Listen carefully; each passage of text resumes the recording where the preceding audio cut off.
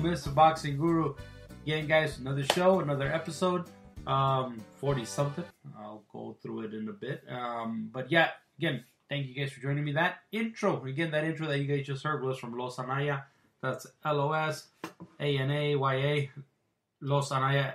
Again, that's Los Anaya. Make sure you guys listen to them on Spotify, YouTube, iTunes, wherever great music is listened to. So let's get right into it because there's quite a bit to talk about. I don't want to waste a lot of your time. There's many other podcasts that you have to listen to, and you have to listen to. There's, all these other podcasts, great content. You guys find them on your own. I'm not going to name drop. No, actually, I am. There's The Last Round. There's, Steve's and Mario's podcast. 3 Knockdown Rule. Just a whole bunch of them. You guys, everybody has their preference on what they listen to, so make sure you guys tune into each and every one of your desired podcasts. But guys, let's get right into it. First things first, let's talk about the fight that happened this weekend. In the main event, it was for the Barclays Center in New York. It was Danny Garcia versus Ivan Redkach. Awkward fight, weird looking fight, different. I don't know, man. This is just a bit of an odd fight. Again, Danny Garcia decisions. Ivan Redkach is a career lightweight, I guess you could say, 130 pounder. He eventually started moving up in weight. I'm guessing he had weight issues or whatnot. I know he trained in a couple of LA gyms out here and whatnot, but I guess the reason why he got this assignment was because he ended up beating Devin Alexander. Of course, we all know Devin Alexander has not been relevant in quite some time. But again, he somehow beat Devin Alexander. And kudos to him, he got this fight, but there's still more backstory to it. This card, PBC tried to find the easiest way out where their guy could get a knockout, and that's both of their guys, and we'll talk about the Jarrett Hurd fight a little later. They tried to match their guys as easy as what they thought was easy as possible, and not knowing that these other guys were here to fuck that up. And these other guys meaning, Ivan Redkach and, of course, Chia Santana. And again, we'll get to Chia's fight in a bit. I don't know, he just, Danny's flat feet or 6'toe just made things awkward. At some point, I believe even Ivan Redkach bit Danny Garcia, and as he was trying to bite him, he kept screaming Mike Tyson. He has this very odd way of behaving, this Ivan Redkach guy is. So, it is, I guess my question is this Danny Garcia's biggest cherry since the infamous Build the Wall Short guy, Rod Salka? To me, it was. I think it was a cheap cop out for saying that, because the guy I was supposed to face is hurt now. I'm not gonna fight him. So Errol Spence hurt now. Give me the easiest guy that you guys could possibly find. That's what seemed to happen. I didn't see anything from Danny that really urges me to say, you know what? I can't wait to see this guy versus Manny Pacquiao. At this point, I think Manny Pacquiao deserves the best possible opponent, the biggest name. I'm not sure if Danny Garcia is. I think he is an easier fight for Manny to win and just, continue to create his legacy. But there's really nothing in it for Manny, aside from making a decent payday, to make it worth entertaining for the great Manny Pacquiao. Again, it was, and again, I don't want to. I want PBC to succeed. I wish them well, but shit cards like this is kind of hard, and that takes me on to the Jarrett Hurd versus Chia Santana fight. And look, you fucking experts that are out there saying, oh, this guy Chia was no opponent for him. Okay, that's great and all, but they call a guy like Chia Santana to say, you know what, you have an assignment. I know it's not out of your weight. Do you want to take the fight? And here's a guy that stays on weight, that's always in weight, and I'm talking about Chia Santana, is always around 147 pounds because he knows at this point of his career, any given moment, they can call him and say, you know what, are you ready? We need to use you as an opponent. So fighters like Chia Santana are just ready. We know it was a mismatch. I knew it was a mismatch going in. I think we all saw it. Like, you know what? What the fuck is this is a bullshit fight. Of course, I can't tell Chia and Chia's a fighter. Chia Santana's a fighter that I consider my friend. But I can say, Chia, you're not gonna win this fucking fight. There's no way you got to win this fight. As a friend, what I could say is, Chia, go give it your all. This isn't the sport you're in, and that's it. He doesn't have that type of luxury to say, you know what, nah, fuck that. I want to stay at 147 pounds. So not only did he go up in weight, but he fought one of the biggest specimens at 154 that you could ever see. A guy that could easily be campaigning at 160, 168. He has a body frame of a 175 pounder. But Chia went in there. I wish I had the nuts like Chia does. But Chia went in there, fought his best possible fight. And you know what? I'm glad he took the fight. Yes, he lost the fight. Yes, arguably he didn't win any round. But you know what? He gave her the best possible work that you could ask for. Call it a glorifying, session. Call it what you want. I think Chia did a superb job, based on his abilities, and always brought the fight to her. And I think that's essentially that's what Hurt and his team wanted. They wanted somebody to pressure him. They wanted somebody to make him work. They wanted to work on Hurt's defense. Glad they got what they want. I think as far as Hurt, what's next is maybe a fight with look, PBC has the 154 pound division hostage as well. Maybe a fight with maybe one of the Charlo brothers. This kid that again, whoever the fuck they want to match the guys with. I mean, to be honest, the thing is that it makes it not interesting when they only want to match in house. When they're not willing to fight this other great guy in this other division, this other promotional company, it fucks it up for everybody. So they can do whatever the fuck they want. I mean, as far as Chia goes, I would love for him to get a Danny Garcia. I mean, why not? Why not? There's opponents that you see. This is what pisses me the fuck off about PBC. There's opponents and fighters. You can't tell a guy like Chia that there's no fighters at 147 in his weight class when you guys. And I mean PBC, they have the whole fucking, the whole division hostage. You have the Errol Spences, you have the Danny Garcia. You have every single name at 147, and you don't have anybody for Chia, so you make them go up in fucking weight. And I get it. Guys like Chia are going to back up their promoter, and as they should. They got to be company men in this case. But fuck, give me a fucking break, PBC. Do shit right. Don't manipulate weight class, especially again when Chia's a small 147 pounder. You're making a fight a fucking giant, a fucking man at 54. I get it. He makes the weight. Hurt does. But to make him fight and fight a guy like Chia, it's kind of. I'm just glad Chia's okay. He didn't get hurt or anything like that. So. That's that. He did get dropped, I believe it was the last round, but he was able to get up and move forward. As far as this weekend, let's see, what else do we have?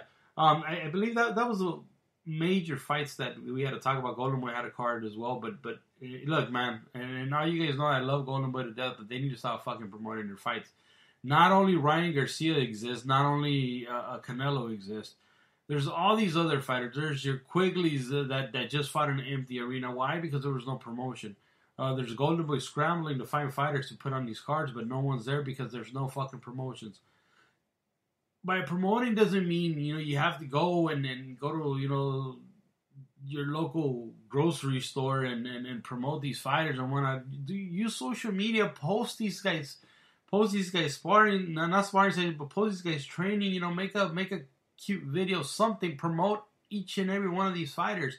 Help these fighters sell the tickets and put asses in seats. I get that Golden Boy has a DAZN deal, but let's not forget about small town promoter, because at the end of the day, that's what Golden Boy is. It's a small town promoter when it comes to their fighters. Yes, they have a Golden Goose, and now they have Ryan Garcia, but the fact of the matter, they're a small town promoter. They have to promote as such. They have to sell these tickets. They have to sell us a new dream. The new dream, and not everybody is in a not everybody loves a Ryan Garcia. Not everybody loves a Canelo. Maybe we like that guy with three fights. It's okay. I'm looking for the next City Salido. I'm looking for the next Francisco Vargas. Does Ken Golden Boy bring me some of those in their stable? Absolutely. Can you find those diamonds? Yes, you can. Promote them as such. Promote them to their local, in their local cities, in their local areas. The Golden Boy has the ability to promote these fighters. Please do us a favor and promote them. Don't let these fucking Instagrams do it for you. Instagram accounts do it for you. That's that. All right. Another news. Let's see what else happened. Oh shit! To a surprise to everyone here, Andy Ruiz leaves Manon Robles, and I'm really fucking surprised about this. Look,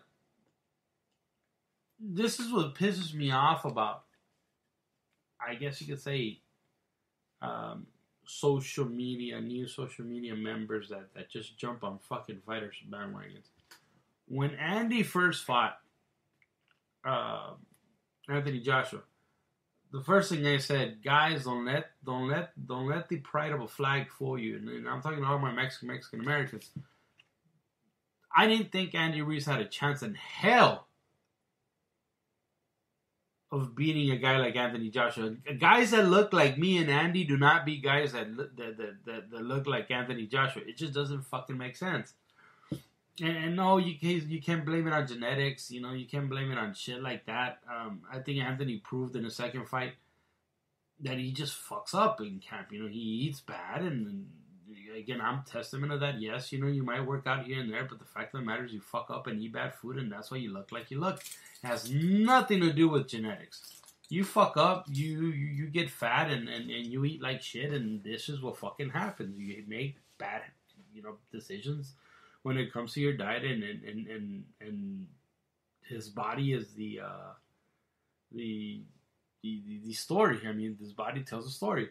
So everybody was talking about, oh yeah, Andy Ruiz, because he's raza, eh? All right, Andy Ruiz takes the fight. Good for him. Cinderella story, absolutely. Was I happy for him? Fuck yes. Did I think he was gonna win that first fight? Fuck no. Again, am I happy for him? Hell yes. He's a guy that looks like me. He just won. He was just the unified champion. He won like 3 belts in here. That is amazing. First Mexican, or for Mexican descent, that wins the Mexican championship. Great. Kudos to him. Kudos to his coach. Kudos to all his past coaches. Because let's be honest here, he's just been with Manny Robles for 3 fights prior to that, or 2 fights if I'm not mistaken. Because he was a top ranked fighter. Then he ended up waiting because he wanted to go to PBC. And he went to PBC, and what PBC did, he gave him 1 fight, and then he started DMing Eddie Hearns, and he got this fight. Good for him. Again, Cinderella story, he won the fight. So what happened after the fight? Again, I forgot who said it, but they say, you don't turn into an asshole with money. You don't change. You're the same fucking person. It just multiplies because now you have money. Well, same thing happened to Andy. I mean, now he had money. If before he didn't give a fuck about what he ate, what he did, you think he was going to give a fuck now with what, 10, 15 million in his pocket? Absolutely not. He went and bought the dumbest shit he could find, the cars, and he's spending money here and there, and again, in a way, good for him. He bought himself a house, cool. He did his spending, cool. You'd think he had time in that, 3-4 month victory lap to really continue to keep his training or continue to do what got him there. Because before, when I would go to Legends, rest in peace, no longer open, I would see Andy Ruiz training with his trainer Jason Hassel, Estrellita. I would see him training at night. Again, just them two together. So I see that he has some sort of hunger. He wanted to prove himself that he still had an ability to fight. And he did. He would go train, and then eventually I think Manny took over and started training him once things got a little more serious. But my thing is, you see, I got a little off track there, but my thing is, the bad habits were always there. The loyalty, I don't see what loyalty people are talking about. A guy like Andy needs a special type of trainer. And it's not just about, okay, training him for 2 hours and bounce, you're done. No, it's about, being with him. He needs a fucking babysitter. And whether you like the job or not, you have to do that shit. If not, opt out of being a trainer. And I know there's a lot of people don't really necessarily agree with me with this, but if you're gonna be a trainer for Andy Ruiz, you gotta babysit this fucking guy. Yes, he has all the abilities in the world to be a great fighter, but you need to be on top of his ass. If you're not up to the test, then fuck, let's move on. I think Teddy Atlas is a great choice for Andy Ruiz. I'm not a big fan of Teddy Atlas because I'm not a big fan of motivator screamers, but I think based on Andy Ruiz's his mentality, his way of being, his childlike mind, I think it's not a bad choice. I don't think any of the local guys are gonna really train him. I would like to see him away from any taco stand or Mexican boxing gym as far as he possibly could, whether it's Big Bear, whether it's going out to train somewhere with Teddy Atlas. I wouldn't like to see him with a Robert Garcia. I would love to see him with a maybe this closest to Mexican trainer that I would like to see him with is maybe a Joel Diaz. I think it'll be a great pairing, but that's about it. I wish Andy well. I really think he's a good guy. I would love to talk to Andy, but without his fucking shades or without the, oh yeah, I got my new cars, and yeah, we didn't train so good, and yeah, maybe next time I train a little harder. I listened to my coach, and Eddie Hearns, and Manon Robles. I would love to sit down and actually talk to him. I did send him a message because I would like to do a podcast with him, just having me and him sit down and just talk. Because I would love to know what the fuck's in his mind. But anyways, let's move on. That was the Andy left Manny story there. And other news in women's boxing is finally making headlines, and the reason why it's making headlines is because Alejandra Jimenez fails another drug test. Well, not another. Fails a drug test and is in jeopardy of losing his or her titles. Now, it was after the fight and even during the fight, there was a discomfort. And I talked about it in my very last podcast with Alejandra Jimenez and her ability to take punches and also give punches. She is not the most gifted athlete, but she was just a machine in there. Nothing was holding her back. She was getting hit, and she was taking everything. I think only the first round was a bit shaky for her. She started getting tagged, but then she adapted and she was good. Now the WBC president and sanctioning fee king Mauricio Suleiman did come out and say that she had failed the drug test. Now, what is that she had in her system? I don't know. It looks like all the traces are there where she didn't. Again, I don't know. There's a lot of rumors going on that she's transitioning into becoming a man. Again, I don't know. These are all speculations of shit that I hear. Again, boxing media just makes a lot of shit up. Again, I don't know. I would love to know a little more to give you guys a little more detailed information. But again, I don't know. Well, the only thing I can say is her ability to take a punch Margarito-esque was definitely surprising to me. And I wasn't comfortable at the end of the fight. Yeah, she won the belt. And then and when I wasn't comfortable was when all of a sudden you give her the mic and again, I think I have a decent, manly voice. But you give her the mic, it's like, oh yeah, this is for Mexico. Yeah, we in Mexico, we make great fighters. Oh, shit, all of a sudden you hear Barry White, the reincarnation of Barry White with the mic, and it wasn't, seemed like Cyborg was on the mic or something. Again, That's my ignorant mind. That's what I'm thinking. I wasn't comfortable with it. I mean, maybe she was pop dirty for Clan or something. You know, Clan's notorious for Mexican athletes. But anyways, let's move on because we got another fight. Not this weekend, actually. Not this weekend. We got fights on Thursday night, and that is on DAZN. We got on DAZN in beautiful Miami, Florida. So let's get to them. There's a YouTuber fight that's supposed to be the main event, a co-main event, some bullshit like that. I don't even care. And another fight that I don't even really care about is the fight between Demetrius Andrade and Luke Keeler. So again, these are fights that I think I care more about the YouTube fight than watching Demetrius Andrade fight. He brings absolutely nothing but the table but a belt. And you see, this is how meaningless belts are. Demetrius Andrade has a belt and nobody gives a fuck to fight him. Again, belts don't really matter.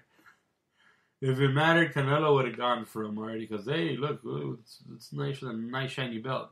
Yeah, you bring more leverage to the table, but is it really worth fighting like a guy like Demetrius Andrade who refuses to engage in a fight but just fight from the outside? No. So I'm not really interested in watching a Demetrius Andrade fight, and I think most of us are gonna tune off as soon as a JoJo fight in Tevin Farmer. And speaking of which, that's the fight right before the YouTubers. So Tevin Farmer versus Joseph Diaz for Tevin Farmer's strap. I really think we get a new champion in Southern California. That being Jojo Diaz. I really think Jojo has the abilities to beat a guy like Tevin Farmer. I think a guy like Jojo learned from the Gary Russell Jr. fight that he's not gonna win versus a slick black fighter. He's not gonna win on points. He needs to go in there and rough this kid up. Especially, look, Gary Russell Jr. at the end of the day could crack. He's very fast, but could crack. Tevin Farmer can't crack a fucking egg. He needs to go in there and go after Tevin and just remember that pressure busts pipes. Get on his ass. Don't let him fucking breathe. Be all on top of him and break his ass down. That's what you have to do. And I think Jojo understands that mentality. I think so does his coach Joel Diaz, because again, Joel Diaz is a great coach, and I think they'll do just great. So hopefully Jojo actually gets a belt, and because I mean this is going to be his third crack at a belt. First it was of course Gary Russell Jr. And then I forgot the other guy's name that he fought. But I remember it was the first Facebook fight, and somehow the rights went off after 2 hours, and we didn't catch most of that fight. And then, of course, now is Tevin Farmer. So let's hope for the best, and let's hope Jojo brings the belt home and he strains the shit out of Tevin Farmer's eye. The fight, my favorite, which I think is going to be an action-packed fight, is going to be Danny Roman versus, what is his kid's real name? Akhmadaliev. So Danny Roman versus Akhmadaliev. Look, man, this kid Akhmadaliev is something special. I think he's the goods. I just think it might be too soon. I did look at the spread, and I believe Danny Roman is he is an underdog on this. I think we shouldn't count out a guy like Danny Roman. I think he has all the abilities to beat a guy like Akhmadaliev. So I don't know. I think this is going to be the fight of the night, because either this guy breaks down Danny Roman, which again I'm really hoping he doesn't, because he is wearing my gloves. He's wearing Adidas. Or Danny just destroys the shit out of him and ruins the dream, sort of like Salido did Loma to begin with. Again, it's not the end of the world if we lose. You could learn from it, I'm sure. But I really think that Danny Roman's going to pull it off. So if there's a little money to be made, it's in the Danny Roman fight. I think he's like a 2-1, 4-1 underdog, something like that. So again, put a couple of bucks, make some money, and let's see how this turns out. Guys, that's it for this week. Again, nice, sweet, and short. Thank you guys so much for listening. Remember, if you guys have iTunes, please leave me a review. I don't think anybody's left a review in a while. YouTube, again, remember we are on YouTube. My page is Mr. Boxing Guru. Just search for Mr. Boxing Guru on YouTube. Again, Spotify, Spreaker, Box Podcast Addict, wherever ever boxing or podcasts, are heard. Guys, thank you so much for listening. This has been the Mr. Boxing Guru podcast, the only podcast. Have a good night.